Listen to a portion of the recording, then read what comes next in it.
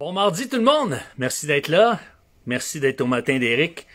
Alors on poursuit notre mini-série, deuxième d'une partie de deux, donc c'est la dernière. Pourquoi est-elle moins chaleureuse? Est-ce que c'est possible que vous trouvez que votre femme est moins pétillante, moins chaleureuse? En québécois, on va dire moins hot. Alors, oui, c'est possible. C'est possible qu'avec le temps, certains vont dire, bah, c'est normal, avec le temps, tu sais, l'amour baisse, l'intensité baisse. Oui, c'est ce qu'on constate, c'est ce qu'on réalise. Évidemment, on ne peut pas toujours être dans la haute intensité. Hein, on ne peut pas maintenir une haute intensité longtemps. Par contre, est-ce qu'on est obligé de rester dans mode statu quo? Est-ce que c'est nécessaire que ça demeure comme ça? Est-ce que c'est possible, c'est envisageable de se repositionner, d'avoir une autre posture, une autre attitude et d'agir de manière à ce qu'on retrouve ce qu'on a connu? Est-ce que c'est possible, ça? Et je crois que oui. Maintenant, si vous aimez votre conjointe, votre partenaire et vous désirez retrouver la chaleur qu'elle avait, les yeux pétillants qu'elle avait, le sourire éclatant qu'elle avait, eh bien, il y a moyen de revivre ça en s'ajustant un petit peu. Hey, allô tout le monde, merci d'être là, c'est le fun. Cool. C'est le fun quand il y a des gens en direct. Il y en a beaucoup qui s'ajoutent par la suite et je suis content aussi que vous soyez là. Mais en direct, on dirait que je sens qu'il y a quelqu'un. Il y a quelqu'un à l'autre bord. Alors, on a vu quelques points hier et on va poursuivre avec les autres sans plus tarder. Et ça, écoutez, la plupart des hommes sont concernés par ce point-là parce que c'est une réalité qui est tellement courante. Moi-même, je dois faire attention à ça. Sans m'en rendre compte, je vais la dévaloriser en faisant passer le travail ou les enfants avant ma conjointe, avant ma partenaire. Donc, j'ai pas le temps, là, j'ai du travail. J'ai pas le temps, là, faut que j'aille reconduire les enfants. Et bon, vous allez dire, ouais, mais c'est normal pour un père de s'occuper de ses enfants. Ben oui, c'est tout à fait normal. Allô? C'est tout à fait normal, ben oui. Mais c'est pas de travailler qui est le problème. C'est pas de s'occuper des enfants qui est le problème. C'est de lui faire sentir qu'elle passe après. C'est là la nuance. Il y a une petite nuance, là, qui est importante. Et donc, c'est pour ça que si par exemple, elle me demande de changer les ampoules dans la cuisine. Ça fait 2 semaines que je ne l'ai pas fait. Alors, j'ai eu beaucoup de travail. Oui, c'est vrai, c'est pas faux. Mais quand j'arrive, puis qu'elle me dit, puis soit la journée même ou le lendemain au plus tard, j'arrive avec l'escabeau parce que le plafond est haut dans la cuisine, là. Puis là, je change les ampoules. Elle est toute pimpante. Elle est toute comme, wow, tu l'as fait. Oui, je l'ai fait. Pourquoi? Parce que si tu me l'as demandé, c'est important pour moi, c'est important pour toi, donc c'est important pour moi. C'est ces petites choses-là qui font la différence. On s'en rend pas compte, hein? On a l'impression, c'est des détails. Mais ce sont les détails qui font toute la nuance. Là, je parle en gars, là. Qu'est-ce qui va faire qu'une pizza va être meilleure qu'une autre? Eh bien, moi, j'ai parlé avec un spécialiste, un goûteur chevronné de la pizza. Et il m'a dit, il y a 3 choses. Le fromage, la sauce et la pâte. Mais en premier lieu, le fromage. Ça fait la différence. Bon, certains vont dire que c'est la sauce. Mais peu importe. Qu'est-ce qui fait qu'on accroche à une saveur de pizza? Il y a un ingrédient qui fait la différence. Un petit quelque chose. Hein? Alors, c'est la même chose dans les relations. Hein? Des fois, c'est des petits quelque chose qui vient surir le goût, je pourrais dire. OK? Parce que lorsque on lui fait sentir que le travail ou les enfants sont plus importants qu'elle, mais là, comment qu'elle se sent? Elle se sent qu'elle est au 2e rang, qu'elle passe après les autres, que le niveau d'importance qu'on lui accorde n'est pas très élevé. Alors, ça, c'est à faire attention, messieurs. Si vous voulez revoir votre femme dans toute sa chaleur, eh bien, dans toute sa vivacité, dans toute sa splendeur, ça sera encore mieux dit, ça. Eh bien, Parce qu'une femme souriante est resplendissante, n'est-ce pas?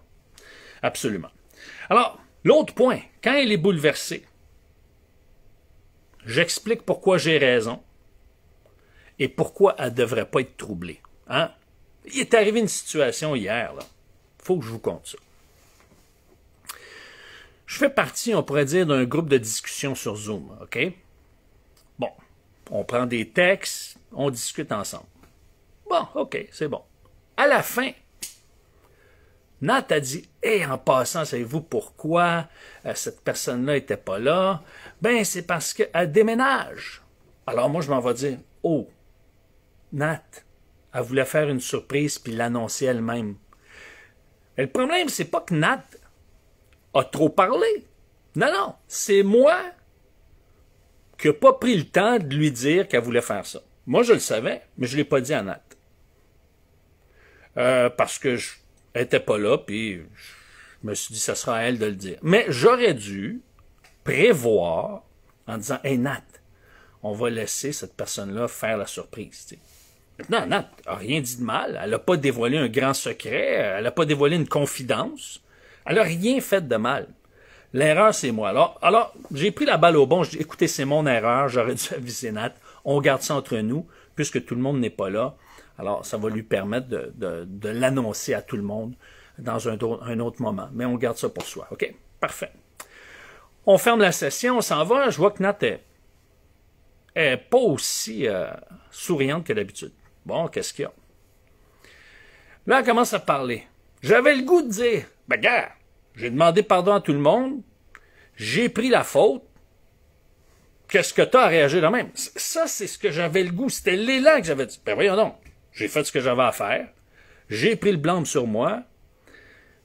Maintenant, là, au lieu d'entrer là-dedans, parce que, est-ce que ça aurait été vrai? C'est vrai. J'ai pris la faute sur moi. J'ai fait l'erreur.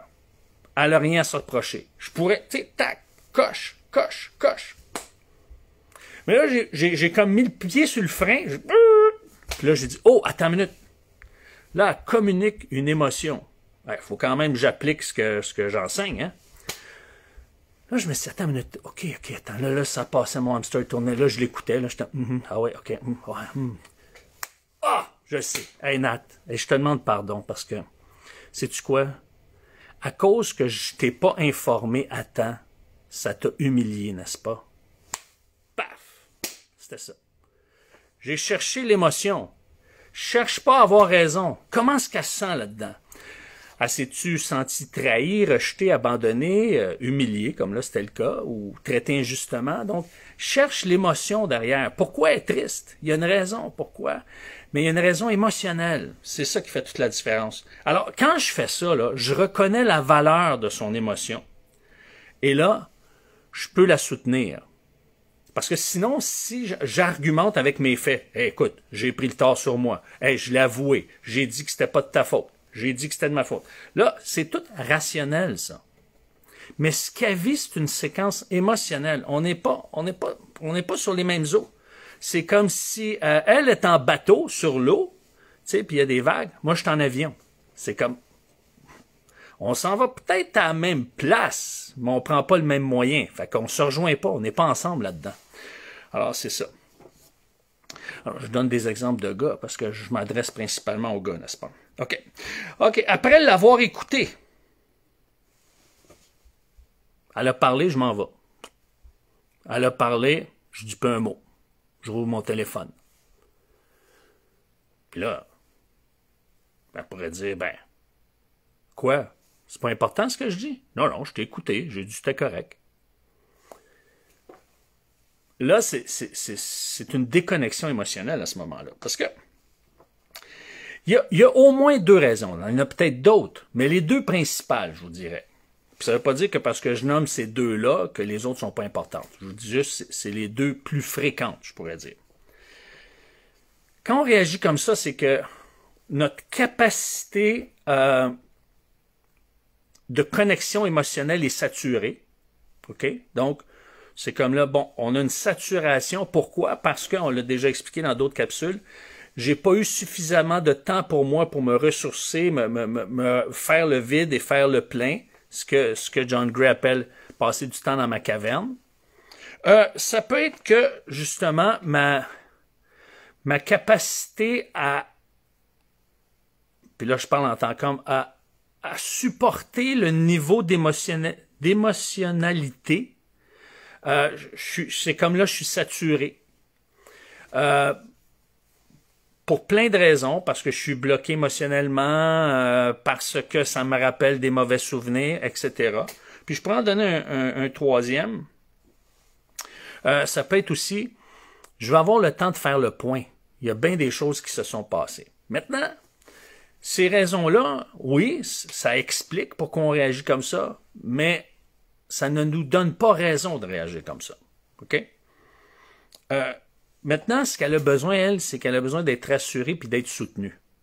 Alors, si vraiment il y a un taux de saturation qui est élevé, tu te dis, hey, écoute, chérie, je veux être là pour toi. En ce moment, j'ai besoin de faire le point, tu sais.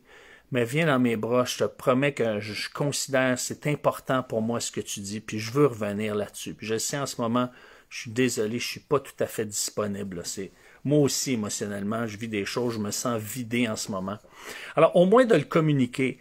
Je dirais que ça réglera pas tout, mais ça va amener une plus grande chaleur qu'un plus grand froid. Mais idéalement, c'est d'être là, puis d'arrêter, puis de dire, OK, je vois que c'est important ce que tu m'as dit, je vois que ça te tient à cœur, je vois que ça vient te chercher profondément. Viens donc ici, là. J'aimerais ça qu'on se prenne dans les bras tous les deux un petit moment, qu'on puisse connecter au moins, la réconforter, dire, c'est normal que tu vives toutes sortes d'émotions comme ça, c'est normal que tu te sentes comme ça. Maintenant, ça ne veut pas dire que le problème est réglé. Mais elle, ce qu'elle a besoin, c'est d'être rassurée, c'est d'être comprise. Et ça, c'est important, d'être réconfortée, évidemment. Alors, vous voulez retrouver la femme, l'épouse, la conjointe, l'amoureuse, chaleureuse qu'elle était. Bien, faire attention, comme je disais, à pas la dévaloriser en faisant passer le travail ou les enfants avant elle. Donc, comment on peut corriger ça? En faisant rapidement ce qu'elle demande, en lui manifestant que c'est important pour vous, que c'est en haut de la liste.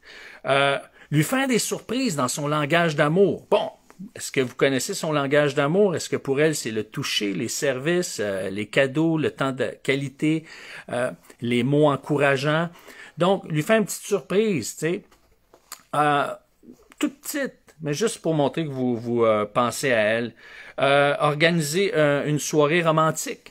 Si vous avez des enfants, vous dites, c'est plus compliqué. Ben, mettez-les dans une chambre, dans une pièce avec un vidéo, n'importe quoi. Préparez, monsieur, du popcorn. Et puis dites à vos enfants, là, vous dérangez pas papa et maman. On a un souper tranquille. On veut parler en amoureux. Savez-vous quoi? Au début, les enfants vont vous tester, vont venir vous déranger parce qu'ils vont être curieux de voir qu'est-ce qui se passe. Tu sais, est-ce que c'est une conversation sérieuse ou quoi? Tu sais, puis, mais dites-vous une chose, ça va les rassurer. Ça rassure émotionnellement un enfant de voir papa et maman tout seuls avoir du plaisir, du bon temps, parler ensemble. Ça les rassure énormément. Ça crée une stabilité émotionnelle chez l'enfant. Quand elle est bouleversée, de ne pas expliquer les raisons pourquoi vous réagissez comme ça, mais au contraire, chercher à savoir qu'est-ce qu'elle vit émotionnellement pendant ce temps-là, ça va faire toute la différence. Et ça, c'est quelque chose que je vais répéter souvent parce que nous, les hommes, c'est pas un réflexe. Regardez moi-même hier, je veux dire, je comprends le principe, je mets en pratique ce principe, puis hier, c'est comme, ouf, ça m'a pris un petit décalage. Alors, c'est pas toujours instantané, ok, chez nous les hommes, mais c'est une bonne chose à faire parce que ça va ramener justement, votre femme va se sentir, wow, il me comprend, il cherche à me comprendre, il cherche à connecter. Il est avec moi là-dedans. Alors, après l'avoir écouté, de ne pas s'en aller ou de ne pas se refermer ou de ne pas changer de sujet, mais identifier, nommer, valider ce qu'elle ressent, la rassurer, et ça va amener un moment chaleureux. Parce qu'une femme, quand elle se sent comprise, elle sent qu'on connecte, ça amène de la chaleur. Si tu n'y arrives pas toujours, disqualifie-toi pas. Continue, reprends-toi, fais mieux la prochaine fois, mais disqualifie-toi pas, lance pas la serviette. À un moment donné, peut-être que tu ne vois pas tout de suite les résultats, mais persévère, ça vaut la peine. Des fois, ça peut arriver, une femme peut juste dire, wow, c'est-tu momentané, là, il fait tout ça parce qu'il écoutait les capsules d'Éric, etc. Mais persévère, lâche pas, je t'encourage, vas-y. Puis même, je te dirais, visualise un moment de connexion, où est-ce un moment chaleureux, où est-ce que tu t'es senti dans ses bras avec elle, ça t'a fait du bien, ça y a fait du bien, puis vous êtes regardé dans les yeux là, avec énormément d'amour. Visualise ces temps-là, puis trouve le moment opportun pour aller les chercher par la suite. Si ça n'arrive pas, ben, je t'invite à me contacter, on va pouvoir en discuter, ça va me faire plaisir. Parce que moi, j'aime pouvoir aider les gens puis les amener à cheminer. Parce que moi-même, je chemine. Et puis, ça me fait tellement du bien de cheminer. Ça fait du bien à mon épouse. Et rappelez-vous, en terminant, le principe de la réciprocité. Ce qu'on donne à une femme, elle va vouloir nous le redonner. C'est tellement vrai, Suzanne. Personne n'est parfait, mais on essaie. Ben, c'est ça. Quand on voit l'effort, quand on voit que la personne est concernée par nous, ça nous touche. Tu sais, ça nous touche de voir que quelqu'un veut nous faire du bien. Ça, c'est clair, ça. Donc, le principe de réciprocité, rapidement, je termine, parce que là, je suis en train de dépasser le temps. C'est, si par exemple, moi, je frotte les pieds de ma femme, quand je vais avoir fini, elle va vouloir m'y frotter. Parce qu'une femme, c'est animé par le principe de réciprocité. Tu me fais du bien, je te fais du bien. Un homme, bien, s'il se fait frotter les pieds par sa femme, il va dire « Merci beaucoup, ça me fait du bien, je suis reconnaissant. » Pourquoi? Parce qu'on aime la reconnaissance. On est deux univers, deux mondes. Donc, moi, je dois apprendre à développer la réciprocité parce que c'est dans le mode féminin, donc je veux lui faire du bien. Et c'est pour ça que si je fais du bien à ma femme, à un moment donné, quand elle va se sentir aimée, comprise, elle va sentir que je cherche véritablement, authentiquement son bien, ça va me revenir. C'est juste une question de persévérance et de patience. Lâchez pas, les gars. Demain, une nouvelle mini-série. Pourquoi a-t-il modifié son comportement depuis que j'ai arrêté de vouloir le changer? Hein? Pourquoi mon chum, mon copain, mon mari s'est mis à changer de comportement, d'attitude positivement, évidemment, depuis que j'ai arrêté de vouloir le changer? Intéressant. On va passer 2-3 capsules là-dessus. Alors d'ici là, je vous souhaite un bon mardi. Merci à tous ceux qui étaient présents, bien apprécié. À ceux qui s'ajoutent. Et merci grandement. Merci grandement. Je suis très reconnaissant pour tous ceux qui partagent ces capsules, que ce soit via YouTube, que ce soit Facebook, via Décentré. Merci. Je vous embrasse. Bon mardi. Ciao!